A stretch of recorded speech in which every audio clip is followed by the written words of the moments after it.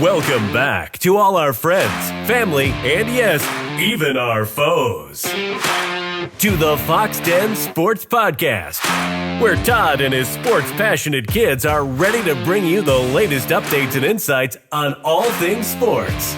So sit back, relax, and enjoy the show.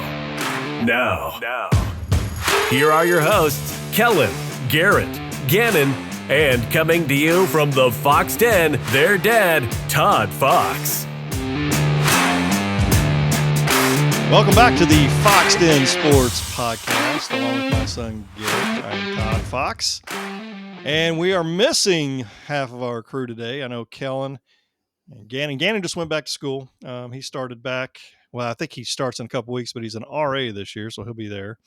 And Kellen only has another week or two left of his. He's got a second job he's been doing down in Atlanta, so he'll be done with that here pretty soon. So he'll be back in time for the football season, and then we'll also, whenever OU kicks off and all that, we'll have a lot of Callie on here as well. So she'll be talking as a lot because she's as big a Sooner fan as any of them, maybe a little bigger. Just saying. But I think a little bit more. And, me and you obviously have no life, so we're on here every week. That's true. So we missed it the last couple of weeks. We had a lot of different things coming up and going on. And plus the fact that we talked about it earlier, there's just not a whole lot going on. It's that lull during this time of year, with football getting ready to start, basketball being over. So it was a good little 2-week break, and now we're back at it. But I didn't think about this. We're going to talk about this real quick. What were your thoughts, and if you had much of it, on the Olympics? Did you have any Olympics thoughts at all? Where did China get their gold medals? I have no idea. Where did they get 40? 40, yeah. I don't know. I never saw them in any final I ever saw on TV. Obviously, they won it in something. Everyone's like ping pong and swimming, but USA they win breakdancing? Say what? Did they win breakdancing? I know we got a bronze. But yeah, I don't understand. Yeah, where did they get their gold medals? And also, Steph Curry is magical. Insane. LeBron's amazing still. It is kind of funny just to watch the USA still have to rely so heavily on a bunch of 35-plus-year-olds. I know. That's great point, because the thing is usually, recently, I say usually, I haven't been rooting for Steph Curry at all, but then you're for him when he's on the United States team, so you're rooting for him, and the guy was insane.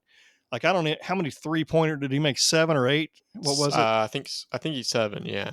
Yeah, and then the game before was 8 or 9. He also hit 8 or 9, yeah. And he hit a ton right there at the end. I mean, it's just and the thing about it is other teams are getting better. Other, countries are getting a lot better, but they don't have that full roster yet. Will they eventually? It's possible, because the amount they've come from since I've been watching in the 80s, which I watched in the 70s, but I really think of the Dream Team time frame is when it really started kicking off, because originally it was just the college players that played in it. And now it's all the NBA players, and it's just amazing how much different it is. But these other countries have gotten really, really good, and they've got a few, 3 or 4 people on the team that are pretty good, but then they don't have the bench strength like we do. So that's what's been the amazing thing of it. And then Kevin Durant, he as well. And to your point, all these guys are, I don't even know how old they all are, 35, 36 years old. LeBron's older than that. So LeBron's 39, Curry's 36, and I think KD's 35. But completely amazing. Also, too, I was telling a buddy, it just gives me chills watching. You mentioned rooting against Steph and obviously LeBron his whole career, but actually being able to see them on the court and rooting for them feels pretty good. And then you really kind of realize okay, these guys are still pretty good. That good. Pretty good. So makes you wonder though, 4 years from now, because I would be surprised if Curry, LeBron, or KD are still on that team. Could happen. Not saying it won't, but I'd be very surprised. Who's the next guys up? You know what I mean? That's kind of because they didn't use Tatum at all. I don't know if he was hurt or what happened there. They just didn't use him. But they didn't utilize him. And you've got Booker, you've got Anthony Edwards, some of these guys. They're good ball players, but compared to some of these other guys, I don't think they're as they're not in the Steph Curry, Dude, LeBron, or yeah. KD, level. If that makes sense. Yeah. But I mean, as far as Olympics go, it was entertaining because it was something to watch every night. I do like the track and field stuff. I like the like you said, a minute ago, like ping pong, things like that. I mean, it's fun to watch. Swimming. I'm not going to swimming. Yeah. I don't sit there and watch, 3-4 hours of it, but you turn it on. It's kind of fun to watch. But for us, we ended up with 40. We tied with China, right? But we had the more medals. But we doubled them in medals. Yeah. So that's pretty impressive. Obviously, we're still the United States, still the king of all that. But also, it's just different. Go ahead. Yeah, women accounted for 65% of our gold medals. I didn't know that. Did they really? 65%. Wow, good for them, man. Good for them. That's awesome, though. The girls' basketball team, I didn't watch any of that. I didn't watch any of it. But they won by, 1 point? Is that right? And the I girl was had going to say, they absolutely annihilated, and has been for like the last 20 years, but annihilated everybody in their path, and then won. You remember that Kevin Durant shot a couple years ago that they lost on because of his toe was on the line? That's basically what happened. That was against Milwaukee, wasn't it?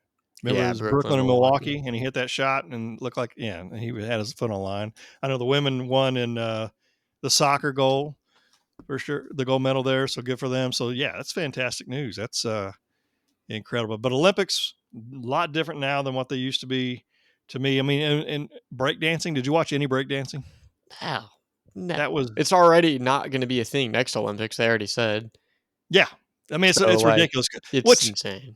Kind of hurts my feelings because I was actually going to start trying out, within the next few weeks, start getting in shape to break dance. But unfortunately, I'm not going to be able to. So, well, there goes my Olympic dreams. You got anything else about the Olympics? You glad they're gone? Glad it's done. I know it'll be in LA in 4 years. I don't know where it is in 2 years for the Winter Olympics. No clue.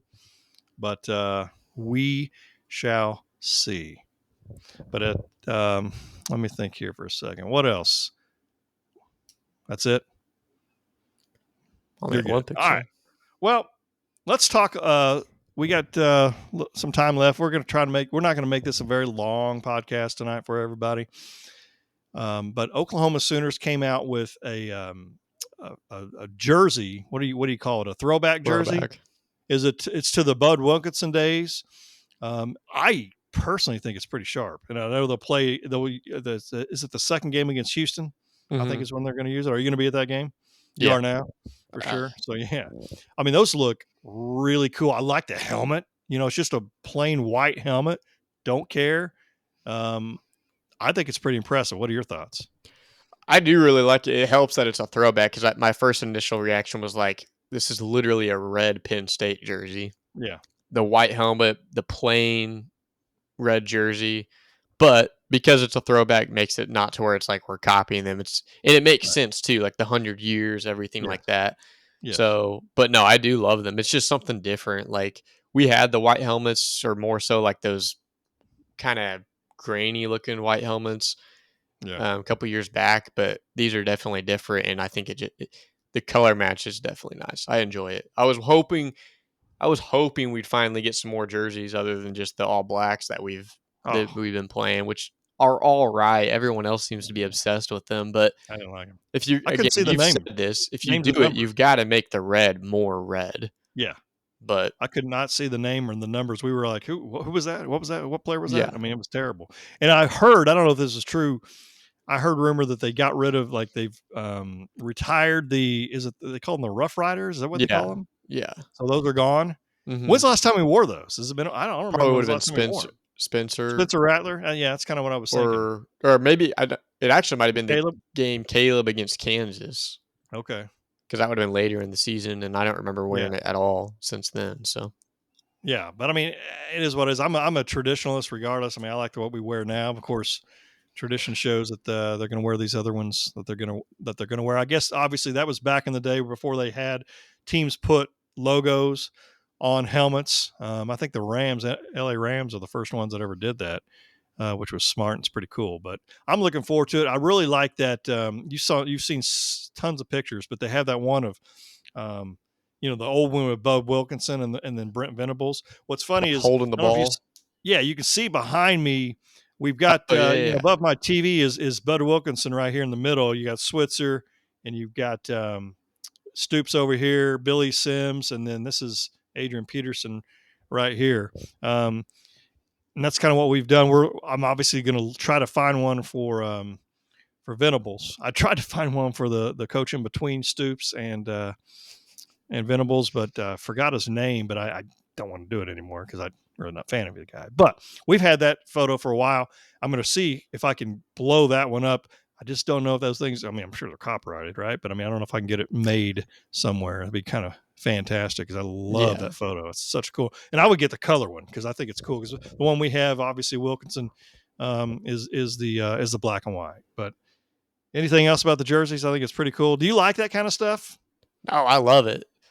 Again, the problem I had with the Rough Riders or whatever is we wore them too much. We wore them like 3 times a year. In one game, we even wore it in the Big 12 championship. It made zero sense. Yeah. But if you do, I think if we had this one once a year and maybe one other once a year, I think that'd be awesome. But I do like just the kind of variety. Yeah. Well, I like the tradition. Like, I love the old jerseys that Bosworth and those guys wore. It was kind of like a see-through in a sense. I mean, it's a lighter red too. Oh man, it was, and that was so nice, man, back in the day. So, wish we had some of those teams like we did. But I think it's coming. I think it will be coming very soon. And speaking of Sooners, AP poll, what do you got there? The AP poll came out for the beginning of the year. Yeah, came in at 16, which put us at, if I'm not mistaken, I think 7th or so in the SEC. We got Georgia, Texas, Alabama, Ole Miss, Mizzou, LSU, Tennessee. So, yeah. Wow. That's amazing. 8 teams of the top 16 are in the SEC. So that's pretty impressive for sure. And that's kind of where I would want to be, honestly. I mean, to be honest with you, I wouldn't even mind if we were 20th at this point, because first off, these rankings don't have anything, they don't matter. It's just something for people to talk about, right? But I don't want a bullseye on our back or chest or whatever you want to call it at the beginning of the season, which it's easy for me to say we're not going to. I think we're going to have one regardless because of the fact that this is our first year in the SEC. So it's going to be a bullseye for us for sure. But I don't want to be highly ranked till the end of the year. That's all I care about. No, I mean, I have no problem with what the beginning of the season rankings are, just because as long as you keep winning them, you'll just keep rising. So, I mean, I do think Tennessee and Oklahoma, I think we're pretty interchangeable of just nobody really knows what to expect, mainly because it depends on the first-year quarterback. Sure. Mizzou, obviously overrated. I don't understand. I mean, I get that they just came off of a big win, beating a third-string quarterback at Ohio State, but 11's a little high in my opinion. And then LSU, I just don't understand the hype there. Like, they lost so much and they didn't really replace it. I don't trust their quarterback very much, and then their weapons aren't nearly as good, especially with Neighbors leaving.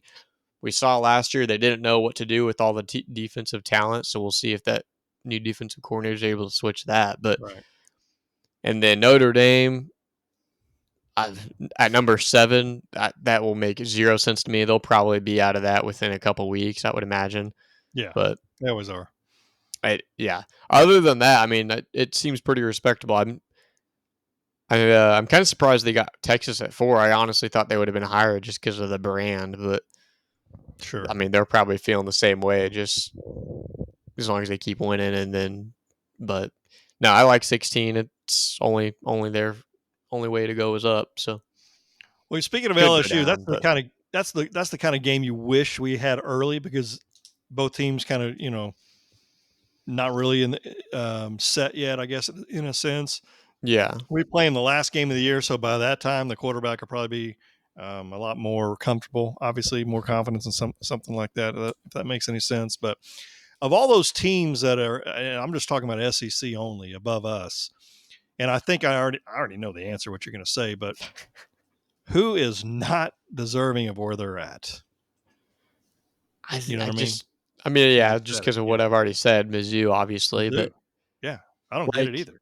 no, they're putting They so got an easy much schedule. Is it? They got an easy schedule. But I fair, still, and they had one but last year too. But but they won a lot of close games last year, and a lot of times that doesn't go 2 years in a row to where it even doesn't. if they, one or two games that they lose, and they're, I mean, you know what I mean? So that's kind of the way I look at it. Yeah, no, I don't. That quarterback last year, like you just mentioned, he got lucky. His kicker bailed him out multiple games. And you take those 2 games away, then, and honestly, 2 kicks he shouldn't even have made. They're probably barely ranked, if that. But I don't get the hype around them, and I think their fans are getting a little cocky about it. But like they have never done anything, so why should No, they we haven't. think that they will? I don't care if it was 20 years ago they haven't done anything. They won the SEC championship once when they switched over, but so Yeah. what? Like you got if that's what you're kind of relying on is just one SEC championship in your history of a college football team, then that's a little pathetic in my opinion. But Correct. And then, um, speaking of like Mizzou, like you live in Springfield, Missouri, and obviously we lived there for many number of years. What's funny is like I didn't see a whole lot. Now it may be different now that you're living there, but I didn't see a whole lot of Mizzou fans. There was a lot of Missouri State fans. There was more OU fans that I saw than Mizzou. Now I know getting to St. Louis and Kansas City and all that kind of stuff, you get more. But what are you seeing any more now? Because I think it's probably a lot of people jump on the bandwagon. not yet, but I'm definitely expecting once the season starts, there's going to be quite a bit, I would imagine. Like, I think, yeah, I would expect quite a bit. Same thing with like the Chiefs. Like, obviously, we never knew a single Chiefs fan whenever our first 5 years, and then Mahomes Yeah, has one good year, and then every yeah. single person and their mom here is a Kansas City Chiefs fan. But that's besides the point. Well, I mean, I working where I did, I knew there was quite a few people that I knew that were Chiefs fans, and I mean, for that part of it, you're kind of happy for them just because of that. And if I were living there, I don't know if it'd be any different for me. Um, but I know you're there now. But I mean, I just I can't stand them. So, and it's because they're so good. That's it. I mean, if they were a team that was 10-7 every year, or making the playoffs, winning the division, everyone, I'd root for them. But since they're so good, like New England was, Yeah, and I thought I remember when they won that first Super Bowl, I was like, man, I think I'm gonna. This is a team I probably could get behind since Dallas isn't gonna win anything. And then, sure enough, that didn't happen. I was like, gotta have somebody else. It's like, I like Cleveland. I like Minnesota Vikings. There's some teams, and I'm not Cincinnati. saying Cincinnati. Like, there's teams that I like, and I'm not my favorites or anything. But if they won like these guys did, I probably wouldn't like them either. But because I'm not gonna, it's not gonna be the Cowboys, right? So, speaking of OU and quarterbacks, let's talk about this for a quick second. I'm hearing from some reliable sources the fact that Jackson Arnold's having a little bit of tough time right now in camp, and that actually Michael Hawkins is outplaying him. What are your thoughts? I have a hard time believing it. I just don't believe that they're probably doing the same things out on the field. I think with Arnold, if that's true, if that's what like Yeah. it looks like to, naked eye or whatever, I would imagine it's because Arnold's probably doing the more in-depth, complicated plays, the more in-depth reads, the First team starters on defense. defense. Whereas, not that Michael Hawkins isn't going against the starters on defense, but I think they're still probably taking it easy with him with the playbook and the reads on defense. Like I wouldn't expect that they're getting the same opportunities in a sense out there. But also, I don't know. I just have a hard time believing that Arnold's not because things I've read Right. show that Arnold's kind of just asserting himself and taking a big leadership role and taking on the face of the university Right. pretty well. So I don't know. I have a hard time believing that.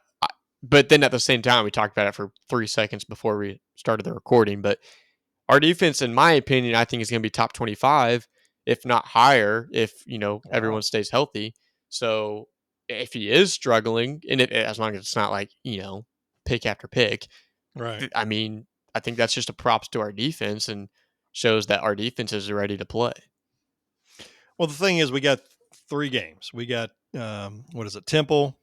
We have Houston and Tulane, which let's be honest, we should win those games.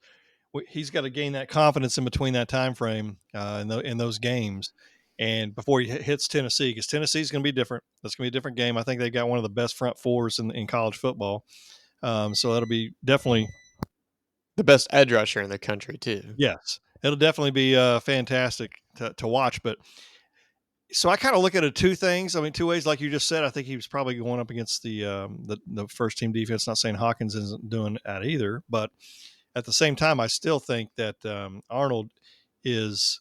If we see what he did against Arizona, now granted, I'm not saying Arizona is the greatest team of all time at all, but he looked good, and he did throw some picks, and some of those, in my opinion, weren't his fault. They hit off the receivers, and like we've said before, like I've said before, I've talked to other people that don't agree with me as much, but I think he's going to take chances that Gabriel didn't take. Gabriel was a little dink and dunk kind of guy, which is fine because he didn't have the arm. Jackson's going to throw the ball downfield. You're going to see more exciting plays, but at the same time, you're going to see more interceptions, most likely.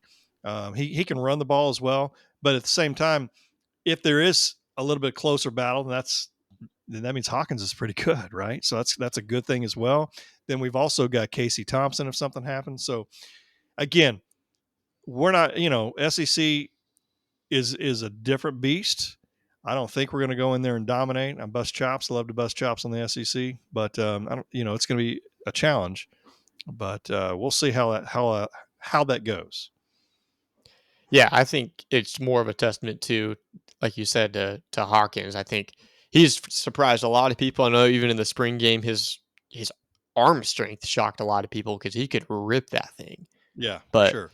No, I think that's more of just a testament to, how probably further along he is than people expected coming in as not a very highly rated recruit in the end. And then he's new, right? Like he's new here. He wasn't there last, right? Yeah. So that's what I'm saying. So he's had only the spring ball. I know he was there for the spring game and all that, but Arnold's been there for quite a bit longer. And then the conversation kind of turned to, hey, if Dylan Gabriel has a great year, then I mean, is that going to be a big issue with the Sooners with giving up on Arnold? And it's a fair question. It is, because I think he's going to do fantastic at Oregon. I do think they're going to lose a couple ball games. I don't think they're going to go undefeated or anything. But what are your thoughts on that? I mean, do you think that's any kind of a extra pressure or anything on Arnold at all? No. I mean, I think he probably has a little bit of extra pressure just from the fact that Oklahoma quarterback, he's one of the more highly rated coming straight in. And I think we're all still kind of, in a sense, getting over, the guy going out west and then taking the quarterback. And Dylan Gabriel did great, but it wasn't quite the same feeling and not quite as electric as the Bakers, the Kylers, or even the Jalen Hurts. Right. And so I think we're all hoping that he's going to be that next, great Oklahoma quarterback. And I think he can be, but obviously it requires a lot of work, a lot of success, a lot of talent around you as well, because you look at, Baker and Kyler, they had first round right receivers with them the whole time they were there. So same with Jalen. No. What's amazing is it's only 18 days because Jason White's jersey 18 today is 18 days and it's a game. Are you going to the first game? Do you know? Yeah. I didn't know if you're going to be able to, because it's on a Friday night. No, I took off Friday. You figured out. Hoping I'll be there Thursday night, but we'll see. Yeah, well, that's cool. Yeah, that'll. I can't wait. I know a lot of Oklahoma Sooner fans can't wait either. It's just, I can't believe it's already here. We had a little cold snap last few days, not today, but and it was great. It felt great, and there was like football weather, right? But then, I mean, it's going to be daggum hot those first several games, unfortunately. But hey, football is back almost, and we'll be seeing some more of it here pretty soon. All right, so I've got one question for you. One of our little fun little questions that we like to ask, or I like to ask.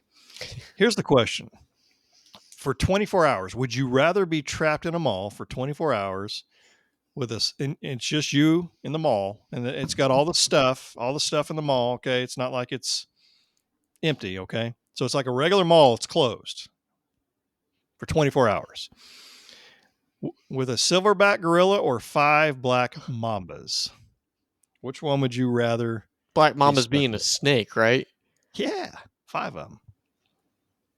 Man, I don't know saw if they're fast. I got no snake clue. in our garage the other day, and it kind of freaked me out. So if you put a black mamba in there, snake was toad too, and I was like, but oh man, silverback, man, it gets a hold you of can you. see that thing. You can hear that thing from a mile away.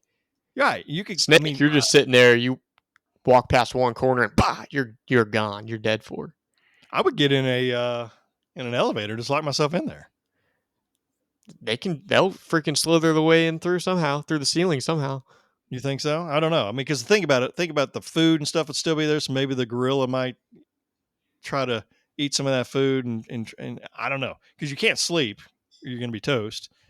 I wonder if you could. And I would try to get a lock and try to lock those screen things. But the thing is, are those open or are they closed? Like they're open. But I would try to do something. But that's not a part of the question. But yeah, I'd probably go. Probably done. Where would you hide? Where would you hide in the mall? Where would you go? Where would you hide? Well, yeah, I mean, I'd probably go in a store in the back or something. But I mean, Mom can never find us whenever we hid in the middle of those little racks in the store. Yeah. So that's always a good option. How scared you would be? I would be scared to death. Gosh, yeah. For 24 hours. All right. Just curious. I was just curious. So football's coming up. We can't wait. I know we're going to have Garrett. Tell them what kind of some upcoming stuff that's coming up. Quarterback ranking. Oh, well, hopefully, yeah. No, yeah. Quarterback ranking. Well, for you and me, at least. Yeah.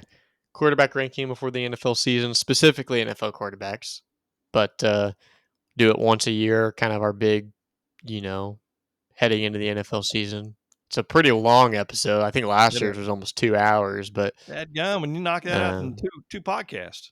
I know. Now we'll just do one. But also next week we're going to start doing some comments, replying to comments, yes, and getting into those.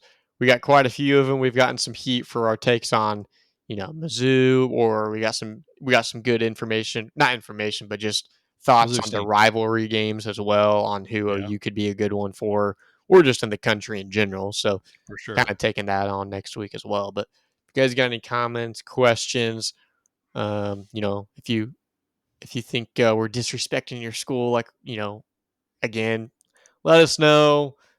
The season will show itself that Mizzou's overrated, and LSU's we're not that worried about LSU. So, anyways, I don't know.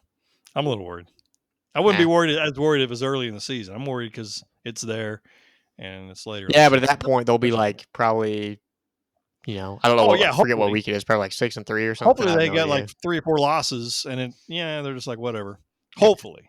We'll see. I don't know. Then we'll have that. We'll have like chances more against an undefeated LSU than like a 6-3 LSU, just because we'll sit there and crap the bed. But sure, but yeah, we'll have Gannon, Kellen, have some Callie on some as well. We'll do some predictions on the upcoming season. We'll do NFL predictions, who we see winning the whole thing. I think that's right. I was right last year. So I was exactly right. I said Kansas City would beat San Francisco in the Super Bowl. So I will hold my comments for a few more weeks. But we'd like to remind everybody that iron sharpens iron. Please stay safe. Be savage and not average. And remember to join the skulk. And until next time, goodbye, everybody. Bye, everybody. Boomer Center.